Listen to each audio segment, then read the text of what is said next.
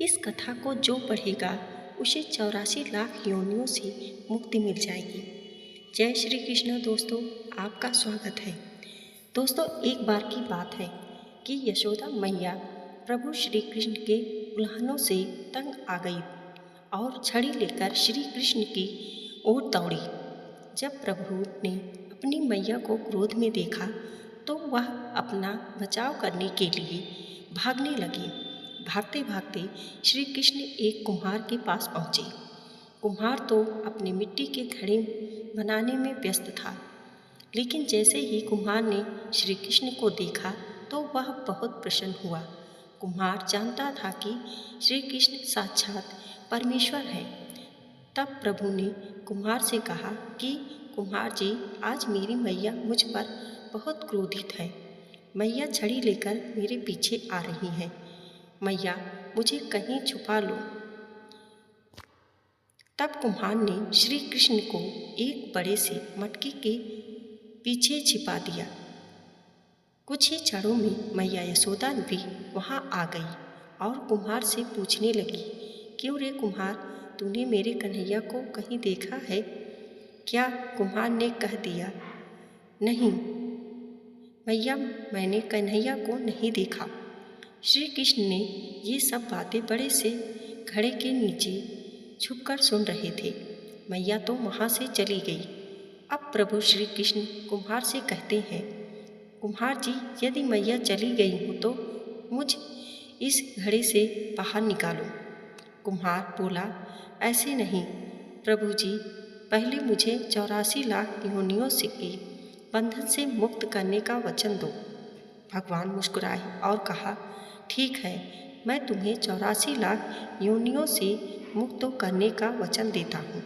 अब कुम्हार तो मुझे बाहर निकाल दो। कुम्हार कहने लगा, मुझे अकेले नहीं प्रभु जी, मेरे परिवार के सभी लोगों को भी 84 लाख योनियों के बंधन से मुक्त करने का वचन दोगे तो मैं आपको इस घड़े से बाहर निकालूंगा। प्रभु जी कहते हैं, चलो ठीक है, उनको भी 84 लाख योनियों से बंधन से मुक्त करने का मैं वचन देता हूँ। अब तो मुझे घड़े से बाहर निकाल दो। कुम्हार कहता है, बस प्रभु जी, एक विनती और है, उसे भी पूरा करने का वचन दे दो तो मैं आपको घड़े से बाहर निकाल दूंगा। भगवान बोले, वो भी बता दे, क्या कहना चाहते हो? कुम्हार कहने लगा, प्रभु जी, जिस घड़े के नीचे आप छुपे हो उसकी मिट्टी मेरे बैलों के ऊपर लाद के लाई गई है। मेरे इन बैलों को भी 84 लाख के बंधन से मुक्त करने का वचन दो।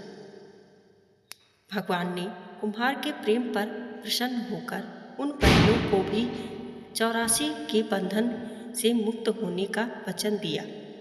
प्रभु बोले, अब तो तुम्हारी सब इच्छा पूरी हो गई, अब तो मुझे घड़े से बाहर निकाल दो। तब कुम्हार कहता है, अभी नहीं भगवान, बस एक अंतिम इच्छा और है, उसे भी पूरा कर दीजिए। और वो ये है, जो भी प्राणी हम दोनों के बीच के इस संवाद को सुनेगा उसे भी आप 84 लाख योनियों से बंधन से मुक्त करोगे। बस यह वचन दे दो तो मैं आपको इस घड़े से बाहर निकाल दूंगा। कुम्हार की प्रेम भरी बातों को सुनकर प्रभु श्री कृष्ण बहुत खुश हुए और कुम्हार की इस इच्छा को भी पूरा करने का वचन दिया। फिर कुम्हार ने बाल श्री कृष्ण को घड़े से बाहर निकाल दिया। उनके चरणों में साष्टांग प्रणाम किया, प्रभु जी के चरणों धोए और चरणामृत पिया। अपनी पूरी झोपड़ी में चरणामृत का छिड़काव किया और प्रभु जी के गले लगाकर इतना रोए कि प्रभु में ही विलीन हो गए।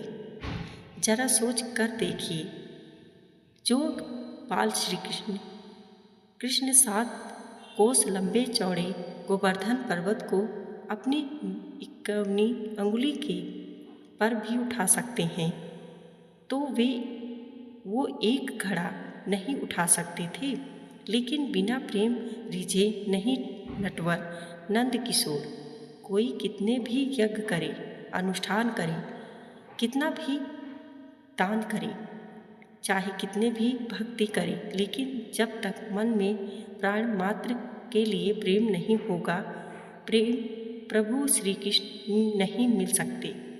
जय श्री कृष्ण। जय श्री राधे राधे। प्रार्थना नष्ट नहीं होती है, उपयुक्त समय पर क्रियावंती होती है। श्री कृष्ण सदैव आपको सब परिवार स्वस्थ व सुखी रखें। जय श्री कृष्ण।